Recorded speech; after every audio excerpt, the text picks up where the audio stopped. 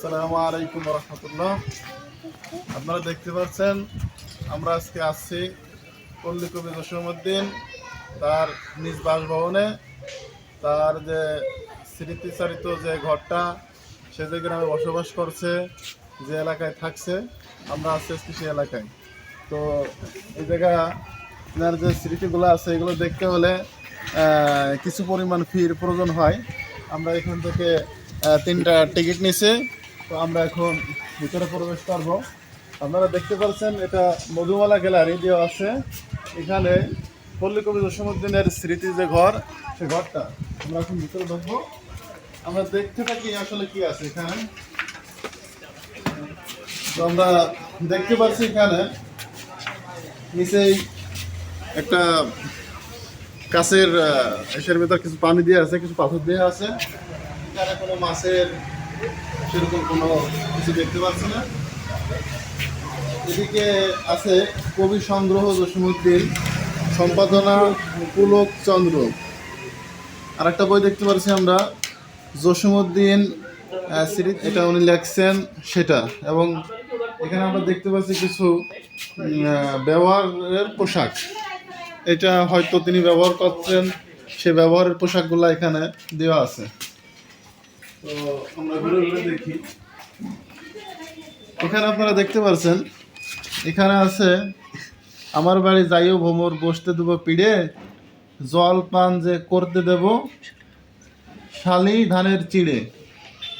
তারপরে দিয়ে আছে, এইখানে তোর দাদির কবর, ডালিম গাছের তলে 30 বছর ভিজিয়ে রেখেছি 2 নয়নের জলে। এই কবিতাটা আমরা পড়েছি, এটা হচ্ছে কবর কবিতা।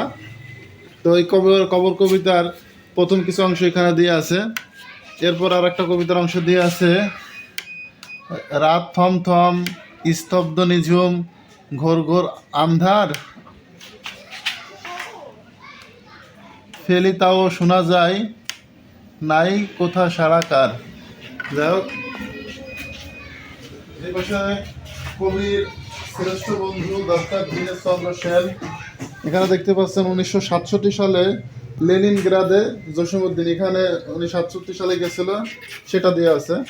1950 সালে অ্যালান লোমাক্স এর তোলা জসীমউদ্দীন, এটা অনেক আগের ফটো, 1950 সালে আপনারা দেখতে পাচ্ছেন। 1967 সালে এডিনবার্গে হেনরি মিলারের সাথে জসীমউদ্দীন, হেনরি মিলারের সাথে জসীমউদ্দীন ছিল, সেটা এখানে দেওয়া আছে। এরপর আমরা দেখতে পাচ্ছি 1952 সালে বঙ্গবন্ধুর সাথে কবি জসীমউদ্দীনের একটা ছবি। এরপর আপনারা দেখতে পাচ্ছেন 1972 সালে জার্মানির কিল শহরের হাসপাতালে মেজো ছেলের সাথে কবি। এখানে নিচে দিয়ে আছে কবির প্রিয় বন্ধু শিল্পাচার্য জয়নুল আবেদিন। এখানে আরও দেওয়া আছে 1972 সালে বঙ্গ সাহিত্য সম্মেলন, বঙ্গবন্ধুর সাথে জসীমউদ্দীন। তো এখানে আমরা আসছি, আমাদের খুবই ভালো লাগছে। এখানে আছে নকশি কবির নাতি, ঠিক আছে, এখানে তার নাতির ছবিটা দেওয়া আছে।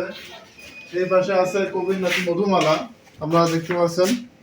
এরপরে আছে 1966 সালে জসীমউদ্দীন ও কবির পত্নী, ঠিক আছে, 1966 সালে ছবি তোলা। কবির প্রিয় নাতি আমিন ও আরিফ।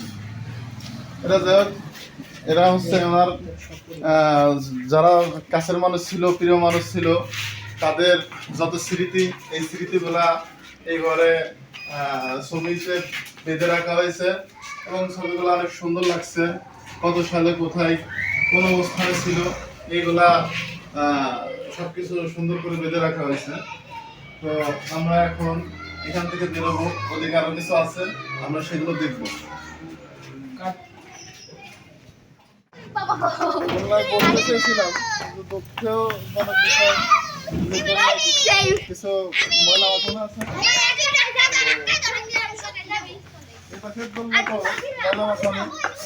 তো বসার মতো পরিবেশ এখানে নেই।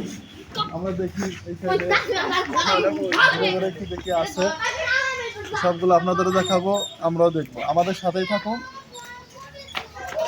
এখানে লেখা আছে এই সাইডে পরিবেশ নিষেধ, আমরা সেটা যাবো না। এখানে দেওয়া আছে কবি ও তার স্ত্রী, 1964 সালে, কমলাপুর বাসভবন, ঢাকা। ও বলছিল 1900 সালের ফরিদপুরের দুর্জনী নকশিকাঁথা।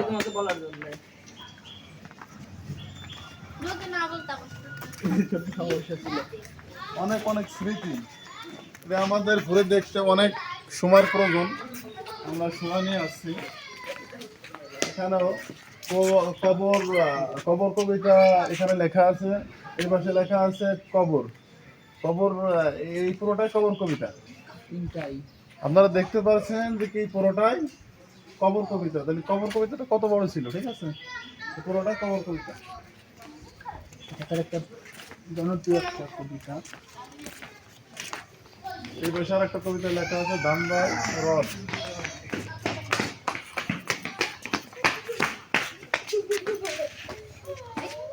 এছাড়া দেওয়া ছিল কবি জসীমউদ্দিনের গ্রন্থ সমূহ, সেগুলো এখন নষ্ট হয়ে গেছে। কিছু কিছু দেখা যাচ্ছে, নকশিকাঁথার নাম, মাটির কান্না, রাখালি, তারপরে বাঙালির হাসির গল্প, মালঞ্চ মাধব,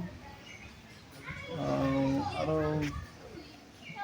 অনেকগুলাই ছিল, আমরা সবগুলো বুঝতে পারতেছি না।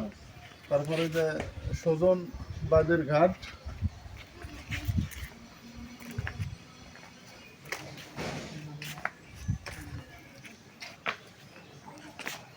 এখানে দিয়ে আছে হাসু মিয়ার পাঠশালা, সাংস্কৃতিক কেন্দ্র, দূরস্থ গরিব শিশুদের উন্নয়ন কেন্দ্র, পল্লী কবি জসীমউদ্দিন সংসদ।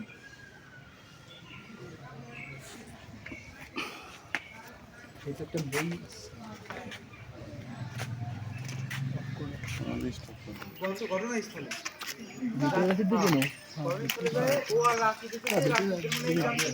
বাংলা দ্বিতীয় পত্র, তো ওই প্রশ্ন নিয়ে ঘাটাঘাটি করতেছি, ওই কথা শুনে ওই আর ইনস্ট্যান্ট ওই সময়ই সরকার বিষয়টা কি ঘোরাতেই জন্য কেন ওখান হচ্ছে না দেখে।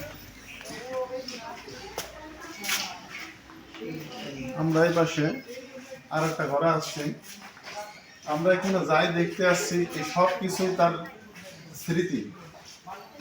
সে কোথায় কি করতো, কিভাবে চলতো, কাদের সাথে চলতো, তার যে কবিতা সাহিত্য, যত পাঠশালা ছিল, এই সব কিছুই এখানে তুলে ধরা হয়েছে। আমরা সেইগুলাই দেখতে পাচ্ছি।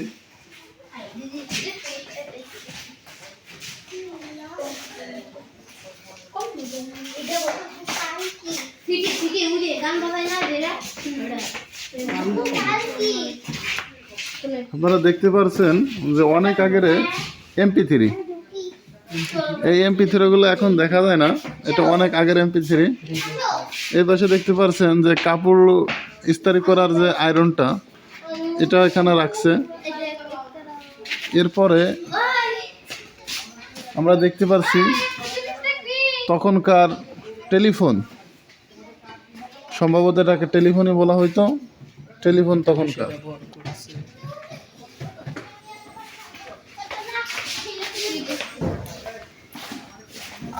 আমরা এই পাশে দেখতে পাচ্ছি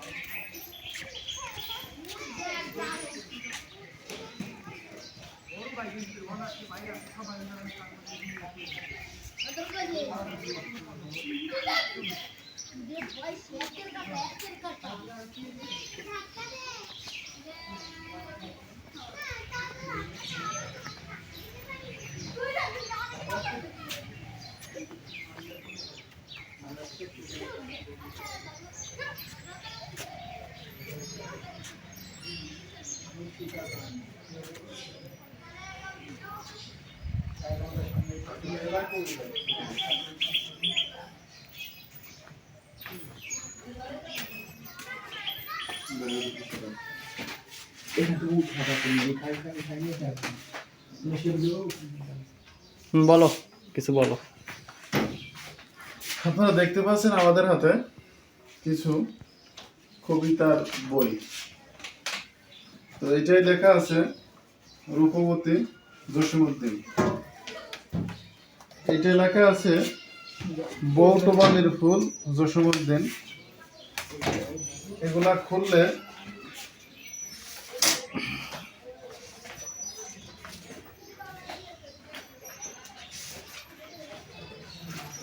জসীমউদ্দিনের গ্রাম গোবিন্দপুর, ফরিদপুর, সেটাতে লেখা আছে। আসলে এই গ্রাম নিয়ে আমরা একটা সংকোচে আছি। এই গ্রামটা কয়েকটা নাম আমরা দেখতে পাচ্ছি। আমরা নেটে দেখতে পারছি তাম্বুলখানা, আমরা বইতে দেখতে পারছি জসীমউদ্দিন গ্রাম গোবিন্দপুর, ফরিদপুর।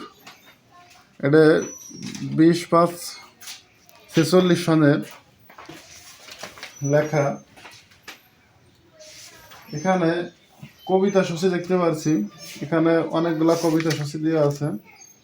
তার মধ্যে প্রথমে দেওয়া আছে রূপবতী, রাজার কুমারী, সোনার মেয়ে, গৌরী, গিরির মেয়ে, বেদেনী, শ্যামলী, শ্যামলিয়া, চাষির মেয়ে, নিশীত গীতিকা, উষাবতী সেন, কল্পনা বিলাস, উপহার, অসংখ্য, সুন্দর, পেলুম, শাহজাদি, সার্থক দিন, অনুরোধ, নিমন্ত্রণ, আরো ইত্যাদি অনেক কবিতা এখানে আছে, আপনারা দেখতে পাচ্ছেন।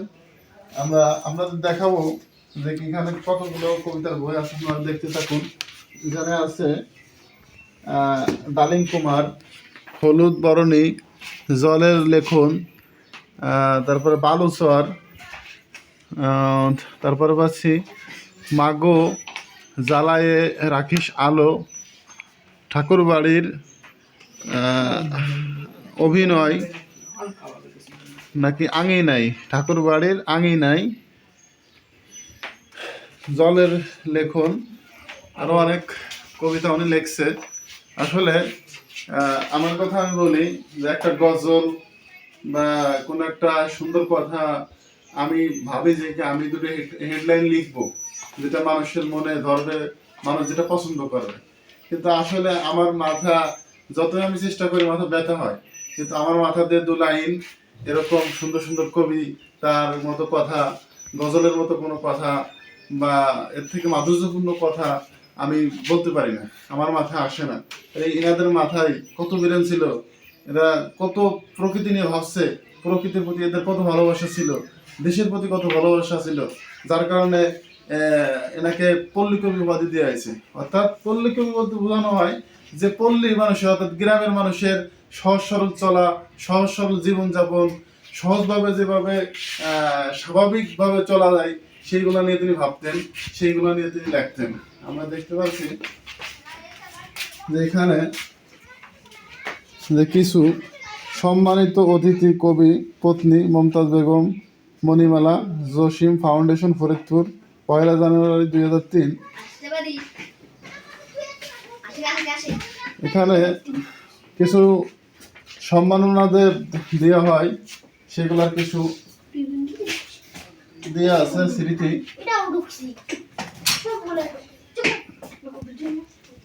আসলে প্রতিদিন এখানে অনেক মানুষে আসে এগুলা দেখতে, তারা বিভিন্নভাবে হাতে করে, বিভিন্নভাবে তোলে, এই যার কারণে এটা ওইভাবে আর পরিষ্কার নাই, ঠিক আছে, ওইভাবে সৌন্দর্য নাই। এটা আমরা যেমন নিলাম, আরেকজন আসলে তারা ওইরকম হাতে নেবে, দেখবে। আসলে মানুষকে তো আটকানো সম্ভব না, মানুষকে কিভাবে আটকাবে? মানুষ তো চাবে যে একটু ছুঁয়ে দেখতে, একটু ধরতে। আমরা এখানে কিছু টর্চ লাইট দেখতে পাচ্ছি। আসলে পুরানো দিনের টর্চ লাইট গুলা, এগুলা অনেক সুন্দর লাগে। আমাদের মনে হয় যে কি আমরা পিছনে ফিরে যাই, পিছনের জীবনগুলো অনেক সুন্দর ছিল, পিছনের দিনগুলো অনেক ভালো ছিল। এখন আমরা ডিজিটাল যুগের যে ডিজিটাল সভ্য হয়েছি, আসলে আমরা সভ্য হই না, আমরা অসভ্য হয়ে গেছি, ঠিক আছে। এনারা ছিল হলো সভ্য মানুষ, এনারাই ছিল হলো জাতির শ্রেষ্ঠ সন্তান, ঠিক আছে, যারা যুগ যুগ বছর বছর শত শত হাজার হাজার বছর, যাতে আমরা মানুষের মনে জায়গা করে নিয়েছে, মানুষের মনে থাকবে, মানুষ যাদের মনে করবে, মানুষ তারা আসবে এখানে। তো আমরা এখান থেকে বেরোয় যাব, আমরা আরো দেখি আরো অনেক কিছু আছে দেখা। আমরা এই পাশে আসছি, এখানে লেখা আছে আমাদের গরিবের সংসার, ঘি ময়দা ছানা দিয়া জৌলুস পিঠা তৈরি করিবার উপকরণ মায়ের ছিল না, চাউলের গুঁড়া আর গুড় এইমাত্র মায়ের সম্পদ। এটা আসলে এদেশের যত মানুষই আছেন, আপনারা যারা এই ভিডিওটা দেখছেন, ঠিক আছে, আমি মনে করি সবাই যাদের বয়স 20 বছর 25 বছর 30 বছর হয়ে গেছে, তারাই কিছু না কিছু প্রাকৃতিক সৌন্দর্য উপভোগ করছেন। পিছনের দিনগুলা যাদের মনে আছে, আমাদের মনে আছে যে আমরা চাউল ভিজাই রেখে সেগুলা ঢেকিতে ধান বাঁধা, ধান ভাঙানো, ঠিক আছে, এইগুলা আমরা করছি। আমি নিজে আমি নিজে পর্যন্ত আমার মা আওলাই দিয়েছে, আর আমি এখানে দেখি চাপ দিছি, ঠিক আছে। আপনারা দেখতে পাচ্ছেন, দেখি আমি এরকম দেখি বানছি, মা চালকে উলট পালট করে দিয়েছে। আসলে এটা গ্রামগঞ্জের সুন্দর ঐতিহ্য। এগুলো দেখলে কার না ভালো লাগে, কার না মন ছুঁয়ে যায়।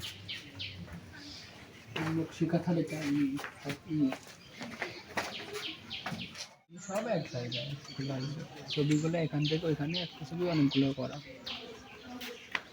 এইটাই ছিল লোকের, তার মনে হয় বাড়ি, ঠিক আছে, আসল বাড়ি মনে হয় যেখানে তাও ঘুরতে যায় না তো।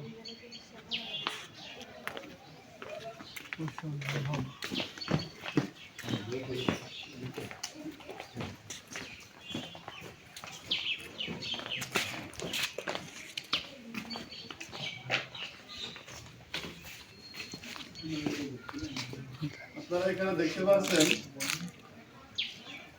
আমাদের সাথে তুমি একটু আগে আসো, আমার কথাটা ক্লিয়ার আসবে না। এখানে দেখতে পাচ্ছেন কবির পিতা মাতা ও ছোট ভাইয়ের ঘর। এটা ছিল কবির মাতা পিতা এবং ছোট ভাইয়ের ঘর। এই যে রুমগুলো আছে দেখতে পাচ্ছেন, এইগুলাই তারা বসবাস করত। এগুলো তখনকার সময় তো এরকম ছিল না, এখন পরবর্তী দেশে এরকম সংস্কার করা হয়েছে, নতুন করে এগুলো আবার লিপিবদ্ধ করা হয়েছে। মধুমালা বাসভবন আপনারা দেখতে পাচ্ছেন, এই ঘরগুলো এখন বন্ধ আছে, ভেতরে যাওয়ার মতো পরিবেশ নাই। তো আমাদের কাছে ভালো লাগছে আসলেই, এই গাছপালা, ফুল, প্রাকৃতিক সৌন্দর্য কার না ভালো লাগে। আমরা প্রাকৃতিক সৌন্দর্য দেখতেছি, আমরা এগুলো উপভোগ করি। এইটাই ছিল পুরন বাড়ি মনে হয়। এখানে লেখা আছে, এখানে বসে কবি রচনা করেন অমর কাব্যগ্রন্থ, কবর, রাখালি, নকশিকাঁথার মাঠ ও শোভন বাদিয়ার ঘাট। তার যে দিল অনেকগুলা কবিতার মধ্যে যেগুলা কবিতা পুরস্কার প্রাপ্ত হয়েছিল, যেগুলো কবিতা খুব মানুষের মন কেড়ে নিয়ে গেছিল, তার উল্লেখযোগ্য কিছু কবিতা এখানে লেখা আছে। কবর, রাখালি, নকশিকাঁথার মাঠ, শোভন বাদিয়ার ঘাট, এগুলো ছিল তার উল্লেখযোগ্য কবিতা, ঠিক আছে। এবার আমরা দেখতে পাচ্ছি মানুষের মনে একটা ফিলিংস আনার জন্য, একটা ভালো লাগা আনার জন্য এখানে মাটির হাঁড়ি তাতে নকশা করা হয়েছে।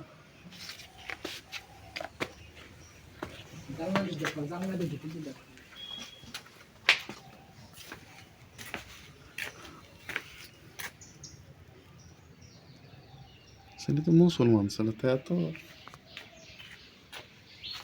হ্যাঁ। এখান থেকে বেরোয় যাই।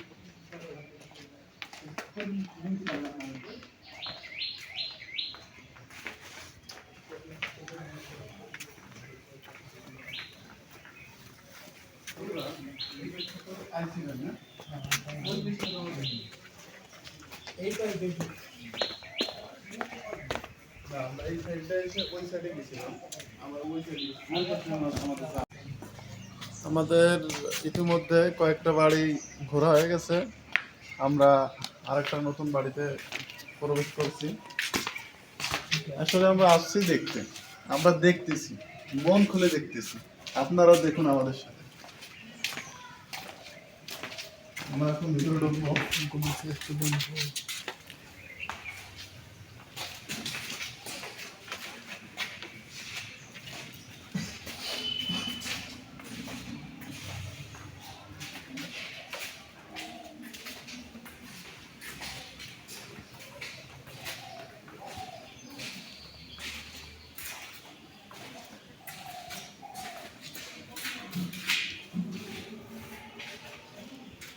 এখানে আপনারা অনেক ধরনের ডাক্তারি জিনিসপত্র